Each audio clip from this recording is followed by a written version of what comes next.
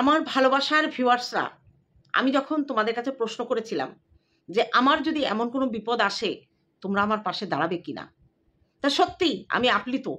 আজ কাল রাতে দিয়েছিলাম ভিডিওটা, হ্যাঁ কাল রাতে দিয়েছিলাম সন্ধ্যাবেলা। ভিডিওতে প্রত্যেকটি কমেন্ট এসছে তোমার এরকম বিপদ হবেই না, যদিও আসে আমরা তোমার পাশে দাঁড়াবো। বিশ্বাস করো, আমি না ভাবতে পারছি না যে তোমরা আমাকে এতটাই ভালোবাসো। যাই হোক, তোমরা আমাকে বলেছো যে আমার পাশে তোমরা থাকবে, তা তোমাদের একটা কথা বলি, ওই বিপদ আমার আসবে না।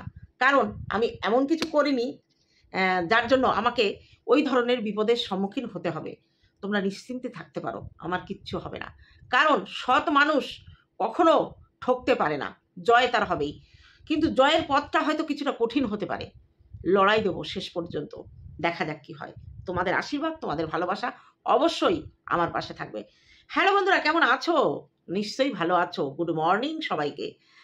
যাই হোক, তোমাদের কাছে আচ্ছা একটু হাত তোলো তো, কারা কারা ভয় পাচ্ছ কৃষাণুকে তার মা নিয়ে যাবে? কারা কারা ভয় পাচ্ছ? আর কারা কারা এটা ভাবছো যে সন্দীপ নিজের ইগোর জন্য কৃষাণুকে ছেড়ে দিতে চলেছে?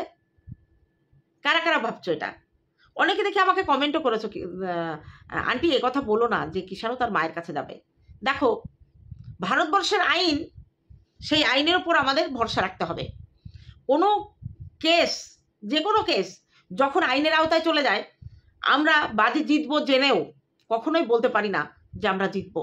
যদি জিতে ফিরি সেটা আমাদের সৌভাগ্য, ফল উল্টোটাও হতে পারে। যাই হোক, সেই হিসেবে আমি বলছি কেউ টেনশন করো না। কৃষাণু তার মার কাছে না থাকবে না তার বাবার কাছে থাকবে, সেটা কৃষাণুর ভাগ্যের উপরও অনেকটা নির্ভর করছে। আজকে টিনের দিদি ভাই একটা ভিডিও করেছে দুপুরে, সেখানে সে অবাক হয়ে গেছে যে সন্দীপ কি করে তার ছেলেকে এক কথায় ছেড়ে দিতে চাইলো। সন্দীপ কি করে রাজি হয়ে গেল যে না, কেস লড়তে হলে আমি লড়বো, নইলে ক্ষমা আমি চাইবো না। অবাক হয়ে গেছে, এটা ওরা ভাবতে পারিনি। অ্যাকচুয়ালি তো টিনের মুখপাত্র হয়ে কথা বলে, আর ওই ভিডিওর সারমর্ম তার ভিউয়ার্সরা বুঝতে পারেনি। কিন্তু আমরা তো চোখখান খোলা হয়ে থাকি, আমাদের যতই বোকা ভাবুক আমরা কিন্তু ভিডিওর অন্তর্নিহিত অর্থটা কিন্তু বুঝতে পারি। অ্যাকচুয়ালি ওই ভিডিওটা করা হয়েছে টিনকে সমর্থন করে। কারণ বন্ধুরা, আজকে আমি একটা কথা বলছি, টিনের ইচ্ছা নেই কৃষাণুকে নেওয়ার। কৃষাণুকে নেওয়ার ইচ্ছা নেই, সে ওই পর্যন্ত যেতেই চায় না। শুধু সন্দীপকে কাবু করার একটাই রাস্তা, কৃষাণু। টার্গেটটা সে ঠিক করেছে কৃষাণু, এবং তীরটা কৃষাণুর দিকে। যে কৃষাণুকে নেওয়ার কথা যদি আমি বলি, ওরা যে কোনো শর্তে রাজি হয়ে যেতে পারে। কিন্তু ভুল তোদের এই চক্রান্তকে কখনোই সন্দীপে মেনে নেবে না। তোদের চক্রান্ত তোদের কাছে রাখ। সন্দীপ যেমন ধরে ফেলেছে, তেমনি আমরা অনেকে ধরে ফেলেছি যে একটা টোপ, কৃষাণু একটা টোপ।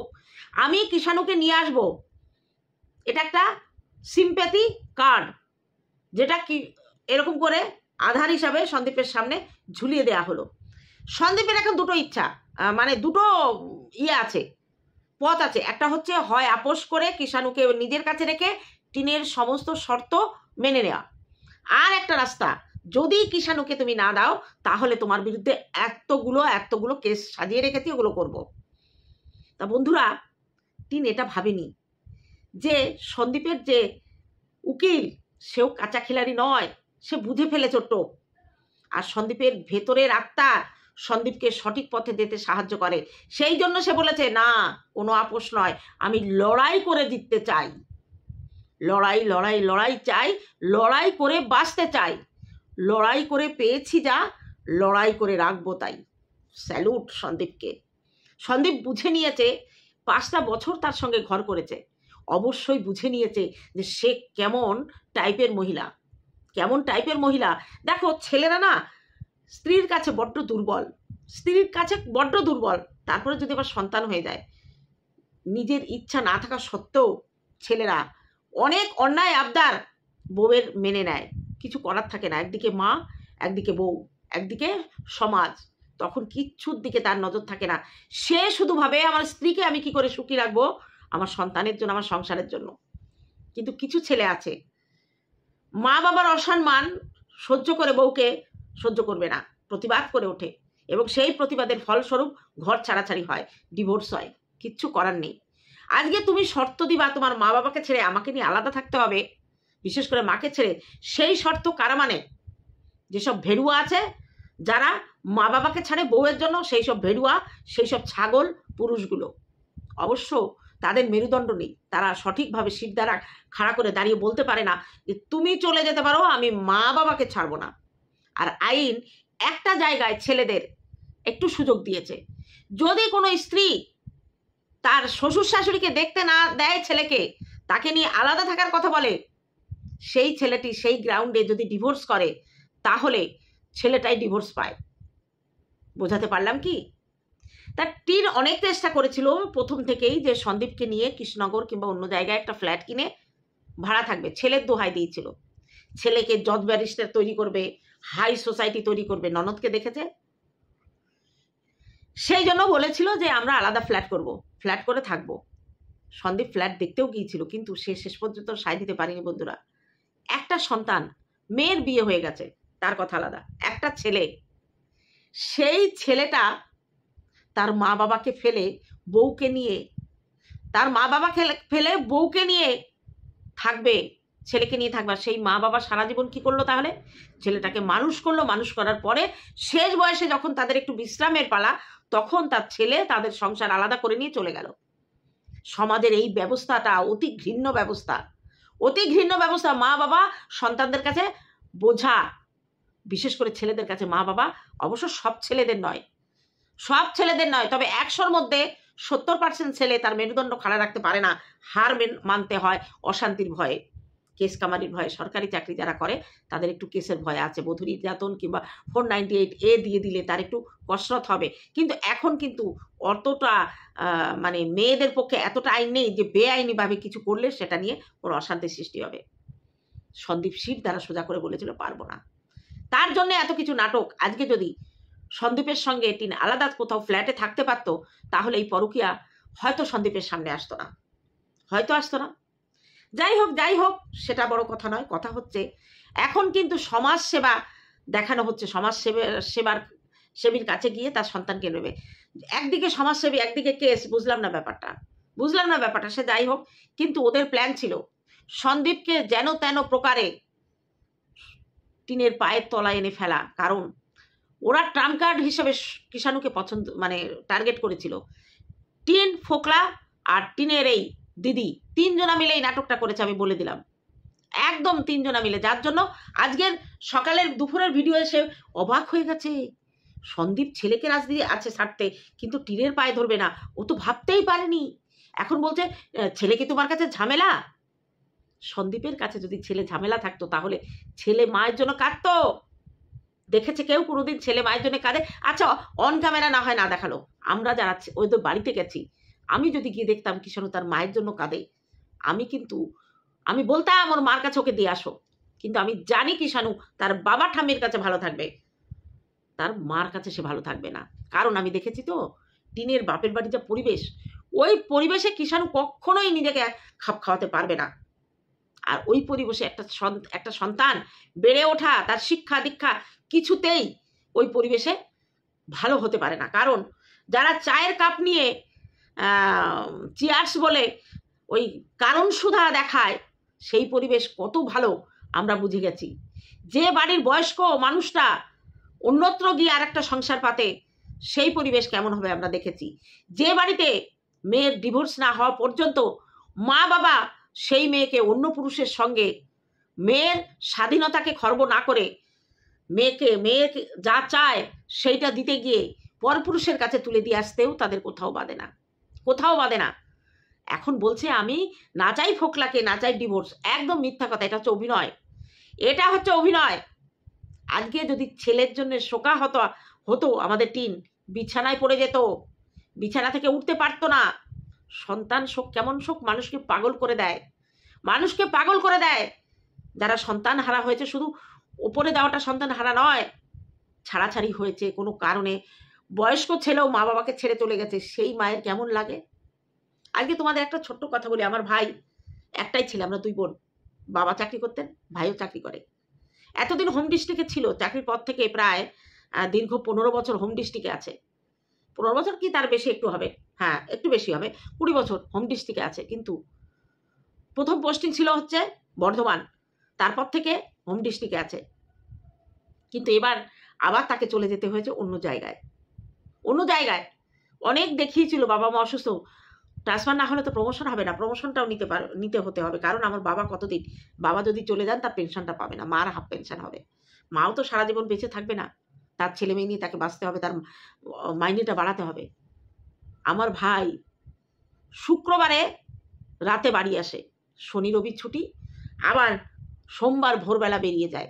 কষ্টটা আমার ভাইয়ের হয়, তবুও কিন্তু আমার ভাই বউকে নিয়ে তার কাজের জায়গায় যায়নি।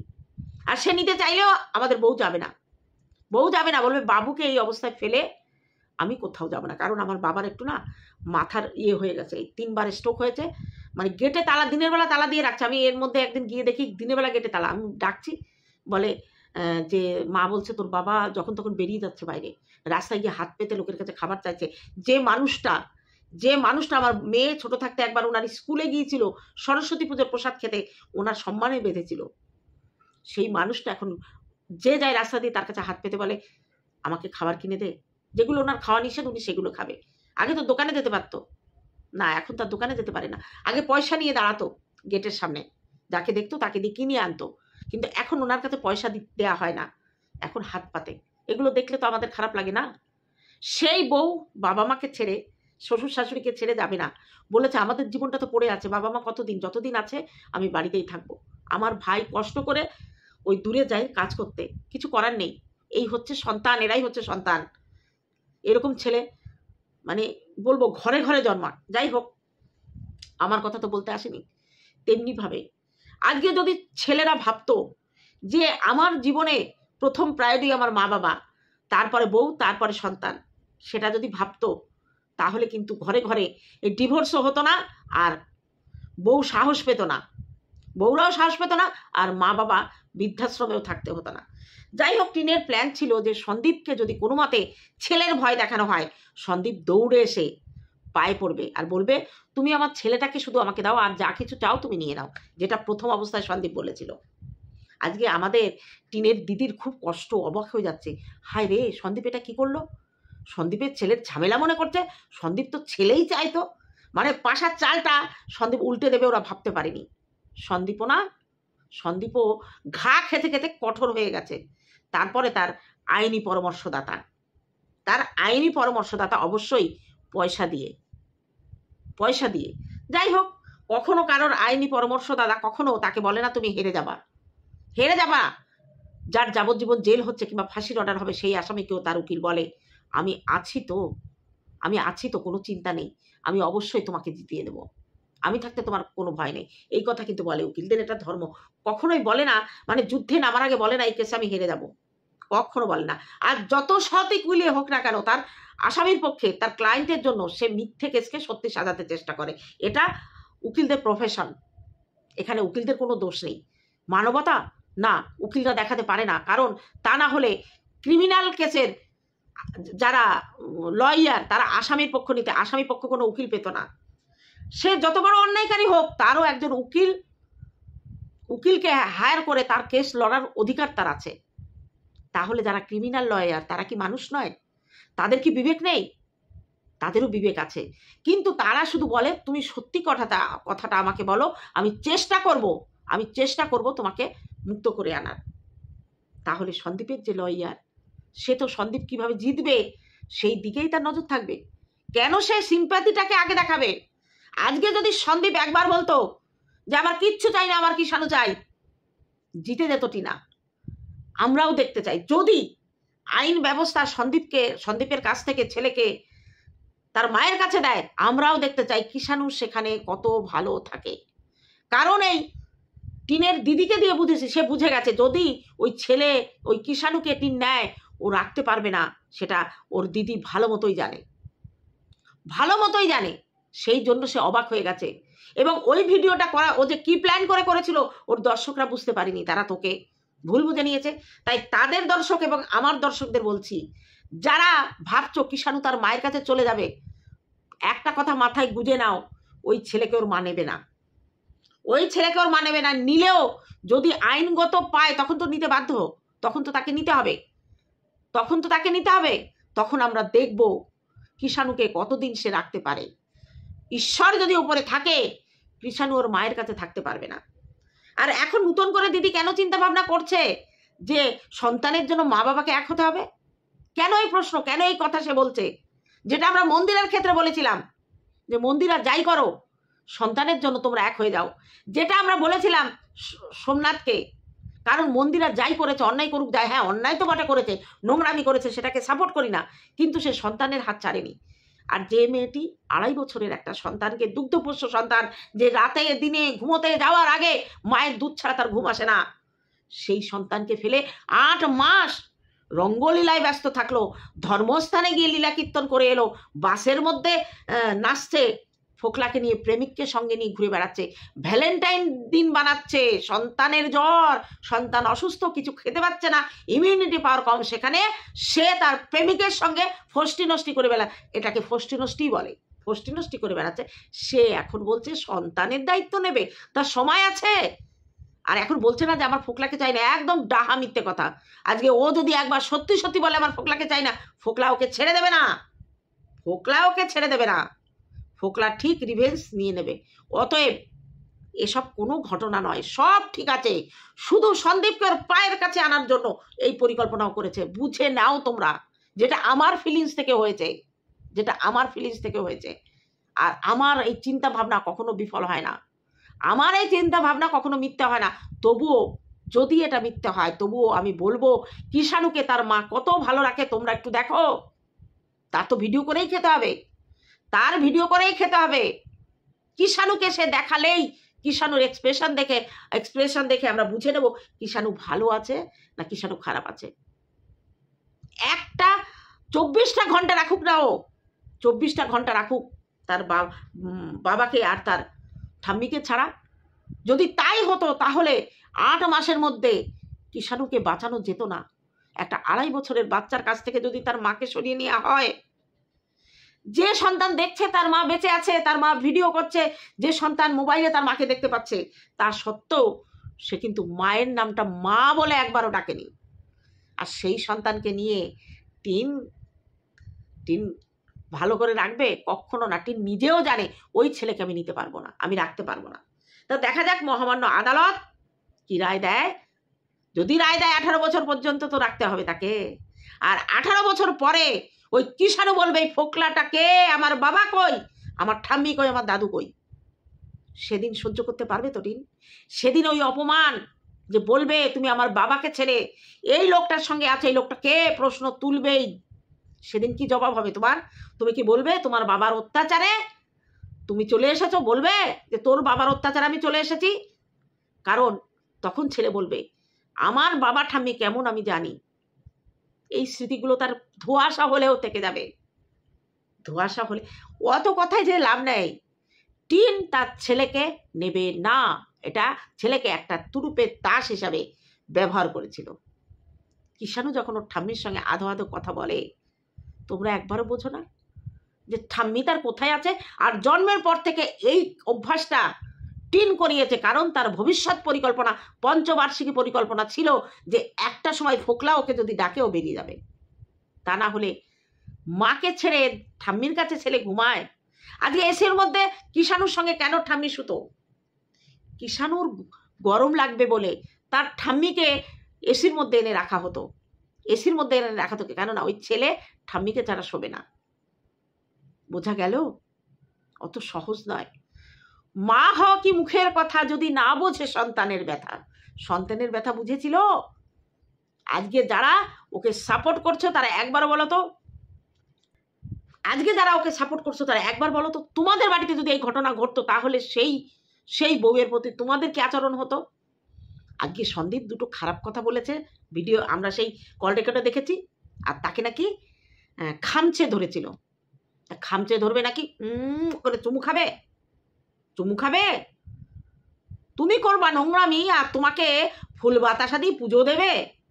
আর একবার যদি সন্দীপ চান্স দিত, একবার না 3বার চান্স দিয়েছে সন্দীপ, 3বার চান্স দিয়েছে। তারপরে গিয়ে দুবার চান্স দিয়েছে, তারপরে গিয়ে ঘটনা রিভিল করেছে। আর তৃতীয়বার চান্স দিয়েছিল জলপাইগুড়ির কাকুর সাথে। যেদিন গ্রাম্য সালিসি হলো, পঞ্চায়েতের লোকজন বসলো, সেদিন বলেনি সন্দীপ? বলেনি, তাই না? তারপরেও কিন্তু ওই একই ঘটনা ঘটিয়েছে। আর আজকে দিদি বলছে যে সন্তানের জন্য মা বাবা এক হোক। যদি সন্দীপ একবার চান্স দিত, ভালো করে খতিয়ে দেখ কতবার চান্স তাকে দেয়া হয়েছিল। না, তার তো তখন ডগমগ অবস্থা। তার তো তখন এমন যে কতক্ষণে গিয়ে আমি ফোকলার পুকুরে ঝাঁপ দেব, স্নান করব, আরাম করব, মজা করব। সন্তান তার কাছে কোনো ম্যাটার ছিল না। আজকে 8 মাস পরে সন্দীপকে টাইট দেওয়ার জন্য সন্তানের ম্যাটারটা চলে এলো। দেখ কি হয়। জানো, ওই বান নিক্ষেপ করতে গিয়ে উল্টে বান নিজে না আহত হয়ে যাস, আর হবেও তাই। তাই তোমাদের কাছে আমার রিকোয়েস্ট, তোমরা শুধু মন নয় দিমাগ দিয়ে বুঝতে চেষ্টা করো যে পরিকল্পনা পেছনে কতদূর চলছে। দিমাগ দিয়ে বোঝার চেষ্টা করো। আজকে সময় এসেছে দাড়ি পাল্লায় ওজন হবে। মায়ের দিক ভারী না বাবার দিক ভারী? মায়ের দিক যদি, সন্দীপের দুদিকেই কোনো অসুবিধা নেই, সে হয়তো কষ্ট পাবে কিষাণুর জন্য, কিন্তু কিষাণু বুঝিয়ে দেবে তার স্থানটা কোথায়, সে কোথায় নিজেকে রাজপুত্রের মতো থাকতে চায়। যা ফোকলার কাছে, তো ছেলে কোথায় কিভাবে থাকে আমরাও দেখে নেব। তা চলো বন্ধুরা, আজকে এইটুকু, দেখা হবে অন্য কোনো ভিডিওতে। আমার বক্তব্য তোমরা কি বুঝতে পেরেছো? যদি বোঝো অবশ্যই কমেন্ট করো। আর কেউ কষ্ট পেও না যে সন্দীপ তার ছেলেকে ছেড়ে দিতে চাইছে। সন্দীপ ওদের পাতা ফাঁদে পা দেয়নি। এ পুরো প্ল্যান হচ্ছে ফোকলার আর টিনের দিদির। তো চলো বন্ধুরা, আজ এইটুকু থাকলো, দেখা হবে অন্য কোনো ভিডিওতে। ততক্ষণে তোমরা সাবধানে থেকো। আমার ভিউয়ার্সদের জন্য শব্দ করতে পারি না, কপিরাইট আসে।